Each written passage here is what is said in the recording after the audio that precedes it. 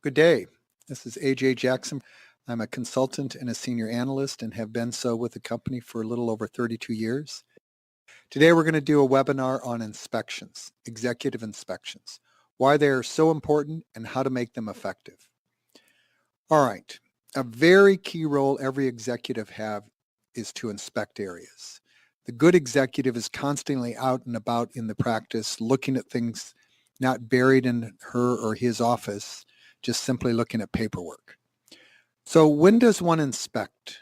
Well, the good news is if areas are gradually improving or gradually contracting, you may not need to do an inspection.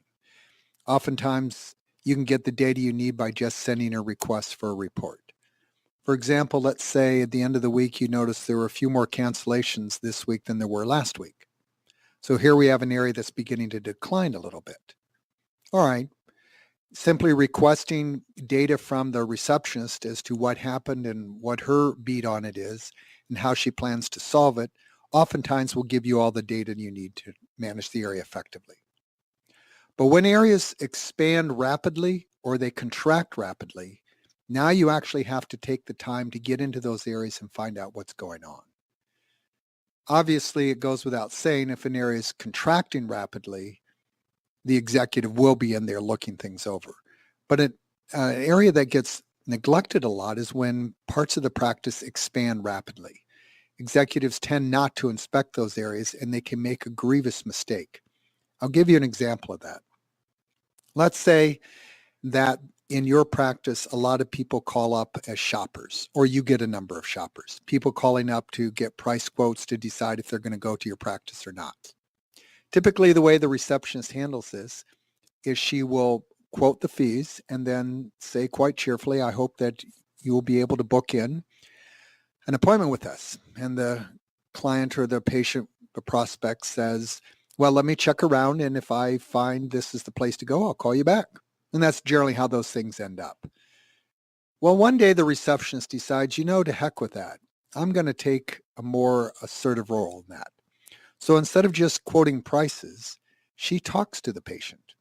She finds out what their problem is, how long they've had this issue, what have they tried to do about it, has it worked, showing so much care and concern that at the end of the conversation, the prospective patient or client says, if this is indicative of the care in your practice, I don't need to look anywhere else. I think I found my home. And so they go ahead and make an appointment. So let's say this new protocol has been put in place by the reception, completely unknown by you. And because of that, suddenly there's a big conversion rate of shoppers becoming actual patients and clients. This, of course, results in a huge spike in production. So the negligent executive doesn't do anything about this to inspect it, simply is pleased to see this rise in new clients coming in. But here's what happens. 2 months down the road, when this production hits the practice, everybody's busier. Everybody, including the receptionist, who now has so many more people to check in and check out and answer the phones to, that when a shopper does call, she no longer has the time to have those conversations. So she goes back to doing what she did originally, which is simply quoting the fees. The protocol drops out, and now we lose this increase in new clients as she drops out of successful action. So the smart executive, seeing this increase in production, would have inspected this area to find out what was going on. And having discovered what happened and what the receptionist did, puts a reward in for the staff member, maybe says, look, here's $20 for coming up with that bright idea. But now let's take a look at this. It's predictable in 2 months that you're going to get overwhelmed with the increase in traffic. So we need to work out a way right now to solve that so that when that increase in production does occur, you're still able to keep this successful action in place. So the two put their heads together and they come up with a solution. And then 2 months down the road, when the production hits, the receptionists can implement that solution and keep these new protocols in place and keep the production high. This is the benefit for doing inspections in areas that are rapidly improving. So bear in mind as an executive that you're going to need to inspect areas that are declining and areas that are improving. All right, so let's talk about what needs to be in place in order to do correct inspections. There basically needs to be three things in place. One, you need to have what are called dashboards or metrics or stats. They're called different names, but basically you need to take the practice and divide it up into all the important areas of the practice, the various things that can affect income, whether it's retention, whether it's cancellations, whether it's new clients or new patients. These and other factors exist and have an impact on production. And in a solo doctor practice, it's been observed that there can be upwards of 12 to 15 different things, any of which can affect production. So the first thing you need to do is identify each of those areas and then develop a statistic to monitor that area. And then, of course, figure out what range that statistic needs to be in so that you know if you need to pay attention to that area or not. That's the first step. Without these statistics or this dashboard, the executives end up managing by perception, and this creates a whole host of problems. Executives get into areas that they shouldn't be getting into because their thought is there's something wrong with that area. Just like clinically, you would never do anything on a client or a patient without looking at the objective data, x-rays, blood count, etc. Same thing as an executive, you would never get into an area to inspect it and put your time into it unless you're sure that was the right area. The only way you're going to be sure about that is to manage by statistics. All right, let's assume you've got this dashboard in place. The next thing that needs to be in place is you have to have enough time to do these inspections. Any one of these inspections can actually take several hours to do. And if you find yourself without that kind of time because you're so stretched, so thin as an executive and as a doctor, then you're going to need to solve that problem. Because not doing the inspections because you, quote, don't have the time will result in an area that crashes out and is one of the reasons why historically you look at practices and they tend to go into seasonal slumps or have wild up and down production swings.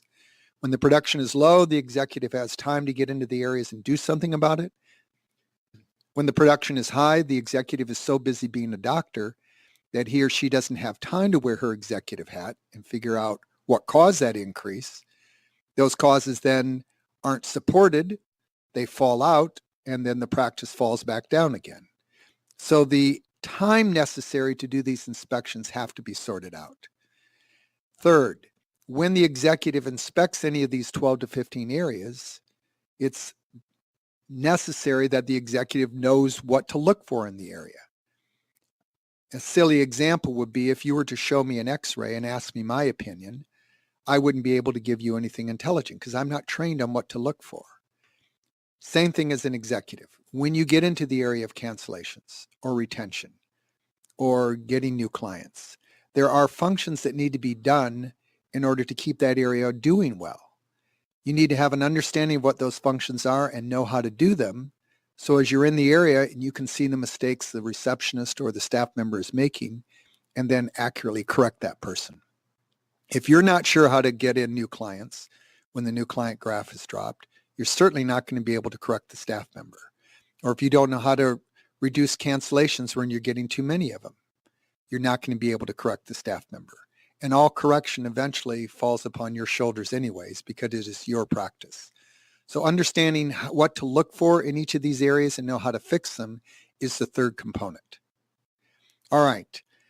I bring this up because executives oftentimes don't inspect areas, either because they don't have the time, they're not sure what area to get into, they're not sure how to fix it, they're so busy being the doctor that they just can't carve out enough time to do it. All these things can get in the way, but not doing them will cause problems in a practice, and problems unsolved will fester and get worse and worse.